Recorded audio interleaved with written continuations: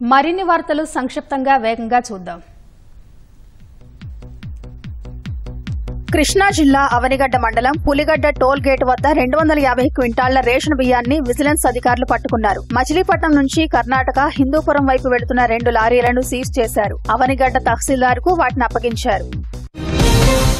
తిరుపతిలో మాజీ ఎమ్మెల్యే కరుణాకర్ రెడ్డి, ఆయన తనయుడు అభినయ్ రెడ్డి చేసిన భూ కబ్జాలను వెలుగులోకి తెస్తామని ఎమ్మెల్యే ఆరణి శ్రీనివాసులు అన్నారు. కూటమి ప్రభుత్వంపై వైసీపీ నేతలు అసత్య ఆరోపణలు చేస్తున్నారని మండిపడ్డారు. వైసీపీ నేతల ఆకృత్యాలకు విసిగి వేసారిన 26 మంది కార్పొరేటర్లు తమకు మద్దతు తెలిపారన్నారు. కేంద్రం తరఫున హైకోర్టులో వాదనలు వినిపించేందుకు అదనపు సొలిసిటర్ జనరల్ గా నియమితులైన సీనియర్ న్యాయవాది చల్లా ధనుంజయ బాధ్యతలు స్వీకరించారు. అడ్వకేట్ జనరల్ దమ్మాలపాటి శ్రీనివాస్, పలువురు న్యాయవాదులు ఆయన్ను కలిసి పుష్పగుచ్చాలు అందించి అభినందనలు తెలిపారు. ఏలూరు జిల్లా జంగారెడ్డిగూడెంలో రవాణా శాఖ ఆధ్వర్యంలో 36వ రహదారి భద్రతా మహోత్సవాలను ఆర్టీఓ రమణ, రవాణా శాఖ అధికారి షేక్ మదానీ ప్రారంభించారు. ప్రతి ఒక్కరూ విధిగా ట్రాఫిక్ నిబంధనలను పాటించాలని, వాహనదారులు హెల్మెట్ ధరించాలని పిలుపునిచ్చారు.